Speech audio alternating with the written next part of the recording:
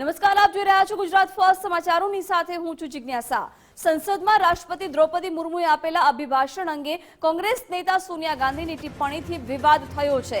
રાષ્ટ્રપતિને poor lady એટલે કે બિચારી મહિલા કહીને ટોણો માર્યો હતો। સોનિયા ગાંધીની ટિપ્પણીને લઈને ભાજપ હવે આક્રમક બન્યું છે। ભાજપે રાષ્ટ્રપતિ અને આદિવાસી સમુદાયનું અપમાન ગણાવ્યું છે। સોનિયા ગાંધી અને કોંગ્રેસ માફી માંગે તેવી માંગ કરવામાં આવી છે।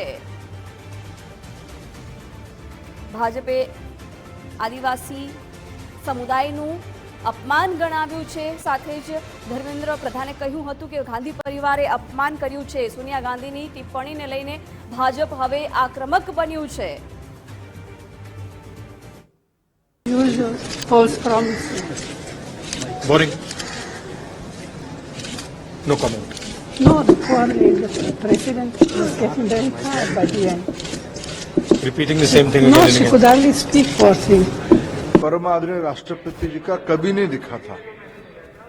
जिस प्रकार की बेहूदी बात कांग्रेस पार्टी की नेता आदरणीय श्रीमती सोनिया गांधी जी और उनकी सुपुत्र नेता प्रतिपक्ष राहुल गांधी जी ने भारत की राष्ट्रपति जी के बारे में बताए, जो शब्द उन्होंने उच्चारण किए, मैं उसको मुंह में भी नहीं ले सकता हूं। इस प्रकार की अहंकार के लिए मैं कठोर से कठोर शब्दों में उसको निंदा करता हूं। फ्यूडल लोगों से, सामंतवादी लोगों से और अपेक्षा भी क्या करें। प्रजातंत्र में बार बार लोगों के द्वारा पराजय स्वीकार नहीं कर पाते हैं। उनको लगता है कि देश उनकी जागीर है, वही इस देश को चलाने के लिए, उपभोग करने के लिए उनको भगवान ने ही भेजा है। उनको भगवान सद्बुद्धि दे और देश की जनता उनको पहले भी अपना जनादेश सुनाया है और आने वाले दिनों में भी उनको बाहर रखेगी। मुझे लगता है महामहिम राष्ट्रपति के लिए सोनिया गांधी जैसे बड़ी नेता इस प्रकार के शब्दों का प्रयोग करिए बिल्कुल अनुचित है। And in fact if there is one poor thing in Indian politics that is Rahul Gandhi. Rahul Gandhi ही वो पुअर थिंग है जिनको बार बार लॉन्च करने की कोशिश कांग्रेस पार्टी करती है, but the poor thing never gets launched. वो लॉन्च ही नहीं हो पाते हैं। सोनिया जी को अपने इस टिप्पणी के लिए क्षमा याचना महामहिम राष्ट्रपति जी से करनी चाहिए। जो कांग्रेस अभी कांग्रेस चल रहा है, कभी कांग्रेस को पूरी देश नेशनलिस्ट पार्टी के नाम से ही नेशनलिस्ट पार्टी के तरफ पे उन्हें तर्जे पर उन्हें जाना जाता था। लेकिन जब से राहुल गांधी जी ने अपना दायित्व लिया है, तब से उन्हें जो सलाह देने वाले लोग हैं सारे जेएनयू से एक्सट्रीम लेफ्ट वाले लोग हैं। और इसी के कारण जिस तरीके की कांग्रेस की जो नीति आई है, यानी कांग्रेस के जो भाषण आ रहे हैं और उनके जो स्पीचेस आ रहे हैं, सारे देश के जो इंस्टीट्यूशंस हैं यानी पद है उनको अपमान करने वाला।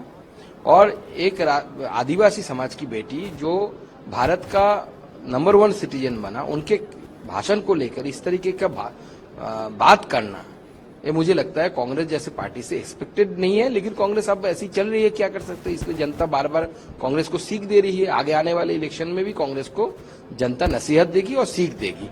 અને આજ અંગે વધુ વિગતો મેળવીશું। ન્યૂઝરૂમથી મારા સહયોગી વિજય દેસાઈ પણ જોડાઈ ગયા છે। વિજય, રાષ્ટ્રપતિના અભિભાષણ પર સોનિયા ગાંધી ટોણો મારતા તેમને પુઅર લેડી ગણાવે છે। ભાજપ હવે આક્રમક બન્યું છે। સોનિયા ગાંધી માફી માંગે એમ જણાવ્યું। સાથે એવું પણ કહેવામાં આવી રહ્યું છે કે કોંગ્રેસે સમગ્ર આદિવાસી સમુદાયનું અપમાન કર્યું છે। બિલકુલ, બજેટ સત્રની શરૂઆત થઈ છે અને શરૂઆત પૂર્વે રાષ્ટ્રપતિનું અભિભાષણ હતું કે જેની અંદર સરકારની જે ઉપલબ્ધિઓ ગણાવવામાં આવી હતી આ ભાષણ લાંબુ ચાલ્યું। પરંતુ આજે ભાષણ પૂર્ણ થયા બાદ જ્યારે સંસદમાંથી બધા સાંસદો બહાર નીકળતા હતા એ વખતે સોનિયા ગાંધી, રાહુલ ગાંધી અને પ્રિયંકા ગાંધી જ્યારે બહાર નીકળ્યા ત્યારે તેમને મીડિયા સાથેની ઔપચારિક રીતે જ્યારે વાતચીત કરતા હતા ત્યારે જે એક ટિપ્પણી કરી તેને લઈને હવે વિવાદ સર્જાયો છે। કારણ કે ટિપ્પણીની અંદર કોંગ્રેસ નેતા સોનિયા ગાંધી એવું કહેતા સંભળાય છે કે પુઅર લેડી એટલે રાષ્ટ્રપતિ માટે પુઅર લેડી એટલે કે બિચારી મહિલા તરીકે ગણાવીને તેમને એક પ્રકારે આ જે તેમનો ટોણો માર્યો હોય તે પ્રકારના ટોન્ટના રીતે અત્યારે ભારતીય જનતા પાર્ટી તેને ગણાવી રહી છે। રાહુલ ગાંધીએ પણ ભાષણને બોરિંગ ગણાવીને નો કોમેન્ટ કરવાની એક પ્રકારે ટિપ્પણી કરી હતી। જો કે આને લઈને વિવાદ એ છે કે ભારતીય જનતા પાર્ટી આને સીધી જ રીતે રાષ્ટ્રપતિનું અપમાન માની રહી છે, ઉપરાંત આદિવાસી મહિલાઓનું પણ અપમાન માની રહી છે, મહિલાઓનું અપમાન માની રહી છે।